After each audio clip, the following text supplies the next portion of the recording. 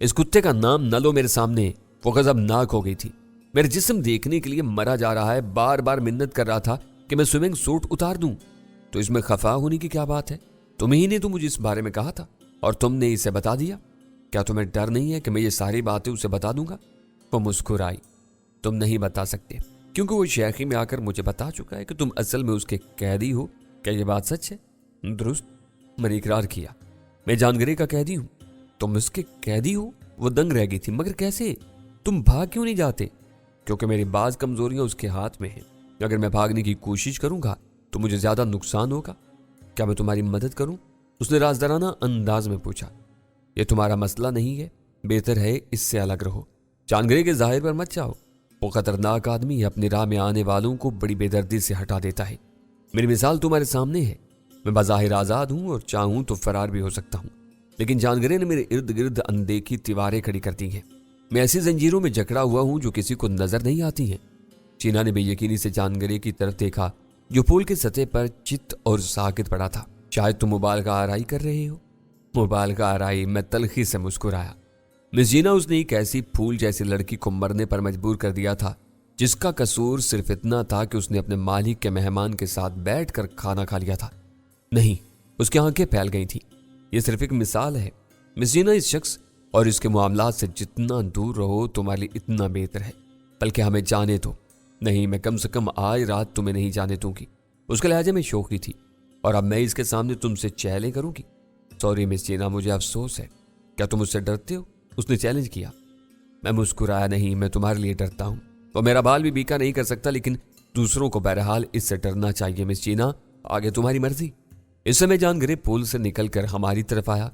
बड़ी लंबी बात हो रही है। उसके लहजे में शक था। मैं मिस जीना को तुम्हारे बारे में बता रहा था, मैंने ठहरे हुए लहजे में कहा। तुमने भी मिस जीना को मेरे बारे में कुछ बताया है? जानगरे जरा गड़बड़ाया था, फिर उसने हंसने की कोशिश की। मिस जीना, मैंने मजाक किया था, तुम सच समझी? लेकिन मैंने मजाक नहीं किया था। तो तुम्हारा मतलब है तुमने सब दुरुस्त बताया? जीना ने खौफजदा नजरों से जानगरे की तरफ देखा। इसने भी दुरुस्त बताया है, मैंने संजीदगी से कहा। प्लीज यूसुफ। जानगरे तकरीबन गया है। ये तुम क्या कह रहे हो? मैं अचानक हंस दिया। मैं जरा तवील मजाक कर रहा था। मिस जीना, इंजॉय करो। जीना का उड़ा हुआ रंग बहाल होने लगा और जानगरे ने भी सुकून का सांस लिया था। मैंने जैकेट पहनी। दोपहर के खाने में क्या है? मैंने चिकन सूप बनाया है, बस इसे फाइनल टच देना है। वैसे तुम्हें भूख लग रही है तो मैं सैंडविच भी बना दूंगी। अगर एग सैंडविचेस हों तो बेहतर है, और मेरे लिए स्टेक बना देना। जानगरे ने मुदाखलत की। ओके, जीना ने सर्द लहजे में कहा और गाउन लेकर लाकर रूम की तरफ चली गई। तो मेरा काम खराब कर रहे हो? जानगरे घुराया। तुम अपना काम खुद खराब कर चुके हो। मुझे तुम्हारी बचकाना हरकतें तकलीफ दे रही हैं। हमें फौरन से बेशतर यहां से चले जाना चाहिए। वो किस खुशी में? जानगरे, खुदा के लिए संजीदा हो जाओ। क्या तुमने इससे पहले कभी औरत नहीं देखी? जजीरे में जीना से कहीं ज्यादा हसीन औरतें तुम्हारे पास होती थी, मगर इस जगह जीना के अलावा कोई और मुहाल है। इस जगह तुम्हारे लिए दुश्मन भी हैं, वही काफी होंगे। ऊपर चलकर इस नाजनीन के हाथ का बना खाना खाते हैं। कहीं वो तुम्हारा आखिरी ताम न हो, मैंने जल कर कहा। जानगरे जैसे घाघ शख्स से मुझे इस रवैये की तवक्का नहीं थी। वो कितनी आसानी से इस औरत के हाथ उल्लू बनने पर तैयार था। क्या वो वाकई दुश्मनों की एजेंट थी या मदर एन? मैं सोचता हुआ ऊपर आया तो बाहर सचमुच तूफानी हवाएं चल रही थीं, जिनके साथ बर्फ के गाले भी उड़ रहे थे। जानगरे ने सरजश भरी नजरों से मुझे देखा। देखा तुमने? इन्होंने दुरुस्त कहा था। मौसम देखकर तूफान की पेशगोई कोई बच्चा भी कर सकता था। असल बात यह है कि ये लोग हमारी मेजबानी के लिए इस कदर कमरबस्ता क्यों हैं? मदरन मेरी अच्छी वाकिफकार है, मगर जीना तो तुमसे पहली बार मिली है। और क्या मदरन ने इससे पहले कभी अपनी किसी भतीजी का जिक्र किया? नहीं। जानगरे ने गौर किया। लेकिन जरूरी नहीं था कि वो मुझसे अपनी किसी भतीजी का जिक्र करती। आखिरी बार जब तुम मदरन से मिले तो इसकी हालत कैसी थी? बज़ाहिर तो ठीक थी। और जीना ने क्या उज़र पेश किया था अपनी यहां पर गैर मौजूदगी का? भाई, इंसान की तबीयत खराब भी हो जाती है, जानगरे ने मुदाफाना लहजा में कहा। इसीलिए मैं मेरी नजर माजन पर पड़ी, जो ना जाने कब खामोशी से निशिस्तगाह में आ गया था। जैसे ही उसे एहसास हुआ कि हम चुप हो गए हैं, उसने कमाल होशियारी से बात बनाई। मास्टर, आप लंच किस वक्त पसंद करेंगे? जानगरे ने मेरी तरफ देखा। 10 मिनट बाद ले आओ। माजन सर झुकाकर चला गया। देखा, उसने चुपके से हमारी सारी बातें सुन ली हैं। अब यह जाकर चीना या मदर एन को बता देगा। जानगरे फिक्रमंद हो गया। चान, अब भी वक्त है, यहां से निकल चलो। जाने क्यों मुझे लग रहा है कि अगर हम कुछ और देर यहां ठहरे तो फिर कभी नहीं जा सकेंगे। अगर कोई खतरा भी है तो तुम इससे ज्यादा शिद्दत से महसूस कर रहे हो। इस मौसम में कोई इस तरफ नहीं आएगा। जैसे हम कहीं और नहीं जा सकते? हम जा सकते हैं। ये मामूल का बर्फानी तूफान है। लंदन में इससे कहीं ज्यादा शदीद तूफान में मैंने मामूल की जिंदगी को जारी रखा है। लेकिन वो लंदन होता है यार। चीना अंदर दाखिल हुई। उसने ट्रे छोटी सी डाइनिंग टेबल पर रखी। मगर इस इलाके में ये मामूली सा तूफान भी खतरनाक है। रास्ते बर्फ से ढक जाते हैं। कड़ों की सतह पर जमी बर्फ धोखा दे जाती है और आदमी अनजाने हादसे का शिकार हो जाता है। लगता है तुम हमारी बातें सुन रही थी, मैंने सर्द लहजे में कहा। नहीं, बस आते हुए इत्तेफाक से सुन लिया। आओ लंच करें। चांदगरे फौरन टेबल पर जा पहुंचा। मदर एन लंच नहीं करेंगी? नहीं, उन्होंने दोपहर का खाना तर्क कर दिया है, जीना ने बताया। हमने अपने लिए खाना निकाला और खामोशी से खाने लगे। कुछ देर बाद जीना ने कहा, लगता है तुम हमारी तरफ से किसी शक में मुब्तला हो। उसका रुख मेरी तरफ था। हाँ, मैंने साफ कोई से एतराफ कर लिया। तुम्हारा रवैया मशकूक है। आखिर तुम हमें रोकने पर इतनी मुसर क्यों हो? इसकी दो वजूहात हैं। अव्वल तो बाहर इस वक्त तूफान आया हुआ है और दूसरे मैं इस मकाम पर अच्छे लोगों की गुर्बत को तरसी हुई हूं। यही तो मैं भी इससे कह रहा हूं। चांदगरे जल्दी से बोला। यानी तुमने सिर्फ इन वजूहात के बिना पर हमें रोका था? मैंने पूछा। हाँ, सिर्फ यही बात है। यानी मैं और चांदगरे लंच के बाद यहां से जाना चाहें तो तुम्हें कोई एतराज तो नहीं होगा? जाहिर है मुझे क्या एतराज हो सकता है, उसने शाने हिलाए। लेकिन मुझे है। माजन अचानक अंदर आया था और उसके हाथ में सब मशीन गन थी। इस वक्त वो बिल्कुल नाबीना नहीं लग रहा था। मैं तुम दोनों को जाने की इजाजत नहीं दूंगा। माजन, जीना चिल्ला उठी। ये क्या हरकत है? सॉरी मैम, लेकिन ये दोनों कहीं नहीं जा सकते। उसने मशीन गन को जुम्बिश थी। ये खासी मुख्तसर थी लेकिन मोहलक मशीन गन थी। जीना मारे हैरत के गुंग रह गई थी। मैंने तंजिया अंदाज में कहा, जीना ये शायद वो नहीं है जो तुम इसे समझ रही थी, बल्कि अंधा भी नहीं है। मैं अंधा था लेकिन मेरे आकाओं ने मुझे बिनाई दी। अब मैं इनके लिए काम करता हूं। आका? कौन आका? जीना मुश्किल बोली। मास्टर चांदगरे जानते हैं, ये भी मेरे आकाओं में से हैं, मगर फिल वक्त मातूब है। इन्हें लेने कुछ लोग आ रहे हैं। इस वक्त तक इन दोनों का यहां रुकना जरूरी है। गद्दार, जीना गुर्राई थी। तेरी ये जुर्रत? हाँ मिस साहिबा, हरकत मत कीजिए वरना मैं मुरव्वत नहीं करूंगा। चांदगरे की रंगत सफेद पड़ गई थी। उसने जीना की तरफ देखा। तो तुम इसलिए हमें रोक रही थी? प्लीज मेरी तरफ से बदगुमान मत हो। मैंने सोचा भी नहीं था कि ये कुत्ता हमसे गद्दारी कर जाएगा। माजन, ये क्या हो रहा है? दरवाजे पर मदर एन नमूदार हुई थी। माजन बेसाख्ता उसकी तरफ घूमा और उसने मशीन गन चला दी। मदर एन का जिस्म लम्हों में छलनी हो गया था। जीना के हल्क से चीखें उबलने लगी। मैं फर्श पर गिरते हुए अपना पिस्तौल निकाल चुका था। माजन मशीन गन का रुख हमारी तरफ कर रहा था कि मैंने उसके पैरों पर लगातार फायर किए। उसने अजियत भरी आवाज निकाली और जमीन पर गिर गया। मशीन गन उसके हाथ से निकल गई थी। मैंने फर्श से जस्त लगाई और मशीन गन पर कब्जा कर लिया। मेरी चलाई हुई 2 गोलियां उसके बाएं घुटने को चकनाचूर कर गई थी। तीसरी गोली उसकी दाईं रान में थनसी थी। खून बेहद तेजी से बह रहा था, लेकिन इब्तदाई चीख के बाद उसके मुंह से कोई और आवाज नहीं निकली थी। इस हालत में भी वो अपने लिबास से कोई हथियार निकालने की कोशिश कर रहा था जब मैंने उसके सर पर मशीन गन की नाल रखी। बस अब हरकत मत करना माजन। हमें लेने कौन आ रहा है? वो अजियत से मुस्कुराया मगर उसने कुछ नहीं कहा। जीना मदर एन की तरफ लपकी थी और फर्श पर उसके पास बैठ कर रो रही थी। मदर एन हर दर्द से बेनियाज हो चुकी थी। बरस ने उसके सीने और पेट को इस तरह छलनी कर दिया था कि इसके सारे ही आज़ाद शदीद मुतासर हुए थे। चांदगरे ने इश्तियाल के आलम में माजन को लात मारी। मैंने उसे रोक दिया। प्लीज इससे बात करने दो। हाँ तो माजन, हमें लेने कौन आ रहा है? वो चुप रहा। चांदगरे ने मुझसे मशीन गन लेने की कोशिश की। यह ऐसे नहीं बताएगा मैं इसकी, इसीलिए मैंने माजन को जेब से कुछ निकालते देखा जिसने बड़ी उजलत में मुंह में डाल लिया। उसने वो चीज निगली और अगले ही लम्हे उसका जिस्म चंद झटके लेकर साकित हो गया। उसकी कड़वी बू बता रही थी कि उसने साइनाइड खाया था। इस मोहलक तरीन जहर ने लम्हों में उसकी जान ले ली थी। जब मर गया है? चांदगरे ने पूछा। जाहिर है, मैंने कहा। अचानक मैं चौंका। एक भारी मशीनी गुनगुनाहट मेरे कानों से टकराई थी। चांदगरे कोई इस तरफ आ रहा है, यहां से निकलो, इससे पहले कि घेर लिए जाएं। जीना मदर एन का सर गोद में लिए रो रही थी। मैंने उसका शाना थपथपाया। जीना, यहां से निकलो। मैं नहीं जाऊंगी, वो चिल्लाई। पागल मत बनो, न जाने आने वाले तुम्हारे साथ क्या सलूक करें, चांदगरे बोला। मैंने जीना का कोट उसके शानों पर डाला। उसने पाँव में जूते पहन रखे थे। बाहर की बेपनाह सर्दी के मुकाबले में ये नाकाफी थे, मगर फिल वक्त मसला जान बचाने का था। मैंने उसे जबरदस्ती खड़ा किया। चलो यहां से। मदर एन हर जरूरत से बेनियाज हो चुकी है। वो सिचकियां लेती और घिसटती हमारे साथ मकान के अकबी हिस्से में आई, जहां एक छोटे से गैराज में हमारी जीप खड़ी थी। मगर जब जॉन ग्रे ने उसे स्टार्ट करने की कोशिश की तो उसका इंजन साकित रहा। मैंने बोनट उठाकर देखा, डिस्ट्रीब्यूटर कैप गायब थी। मैंने जॉन ग्रे को आगाह किया तो वो गालियां बकने लगा। ये इसी हरामी का कारनामा है, इसे कोसने का कोई फायदा नहीं है, यहां से निकलने की सोचो। मैंने कहा, मिस जीना ये बताओ कि अकबी तरफ से निकलने को कोई रास्ता महफूज है? उसने आंसू साफ करते हुए सर हिलाया। जंगल की तरफ जा सकते हैं लेकिन ये जीप नहीं जा सकेगी।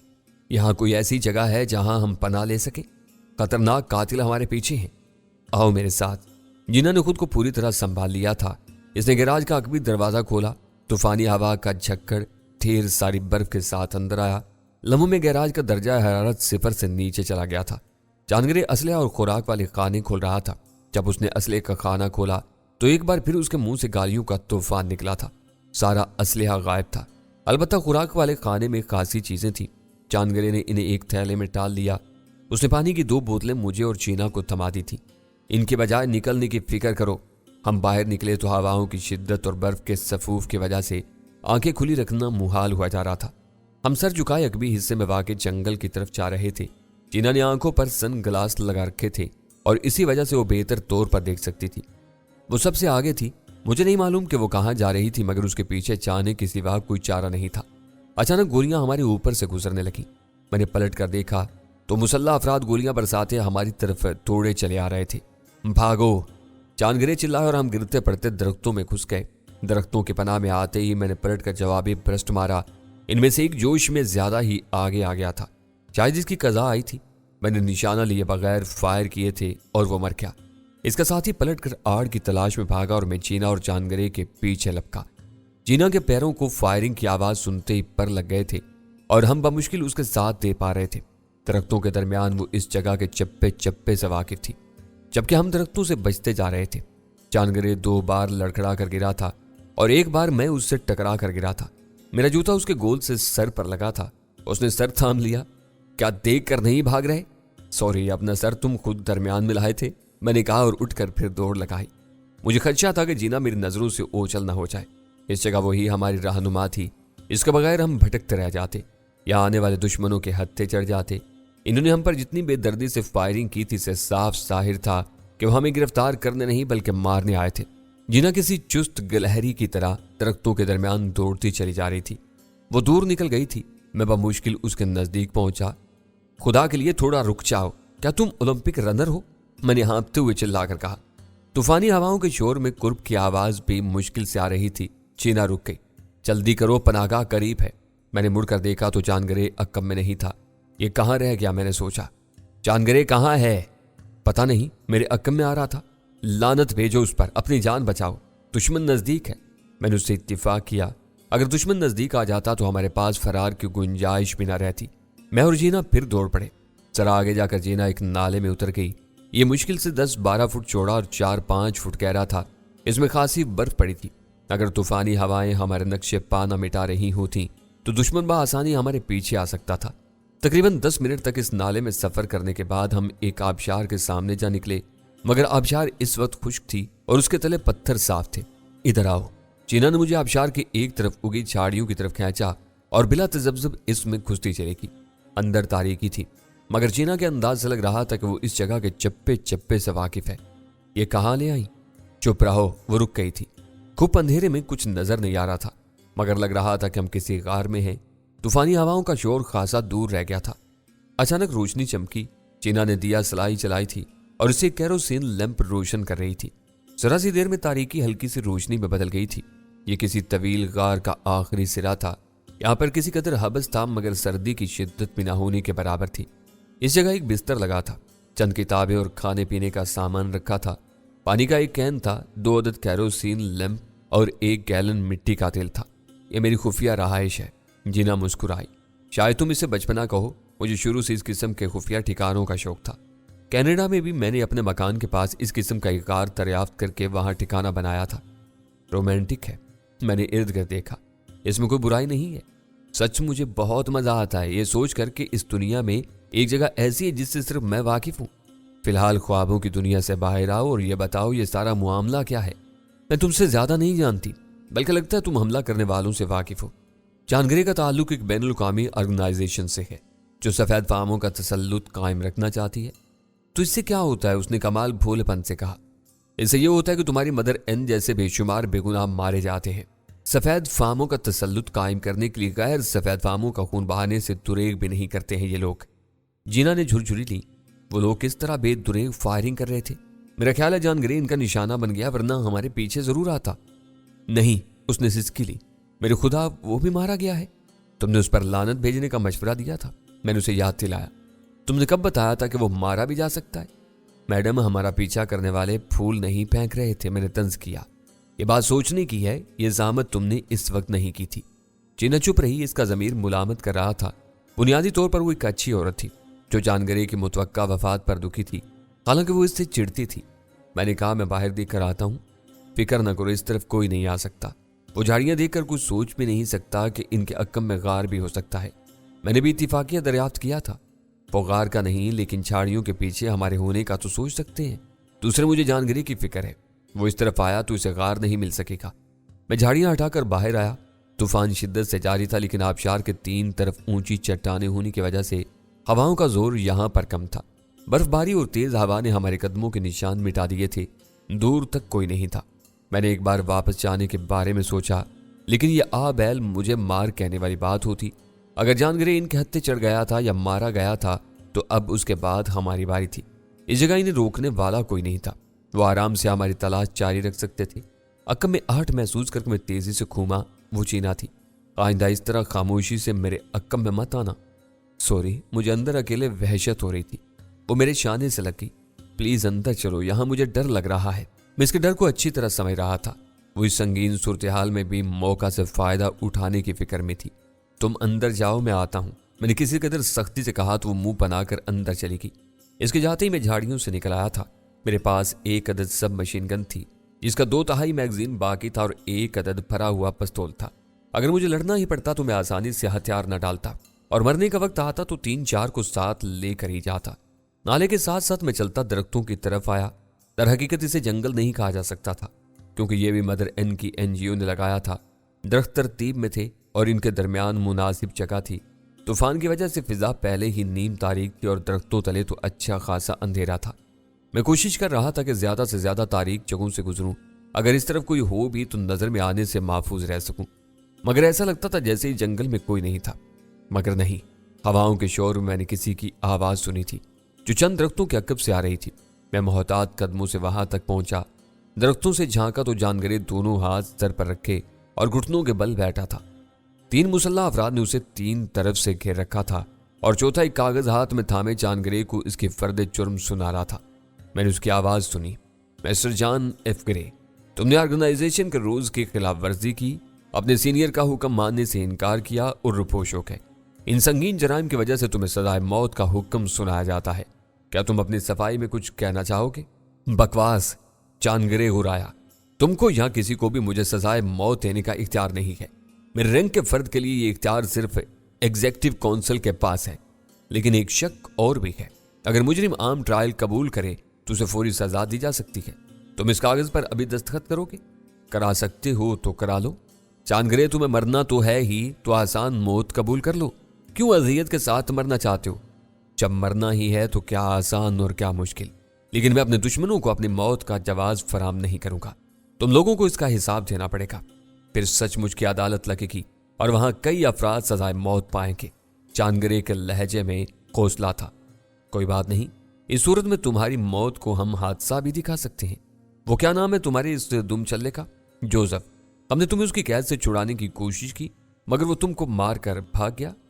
تمہاری جو مرضی آئے کرو، میں ان کاغذوں پر دستخط نہیں کروں گا۔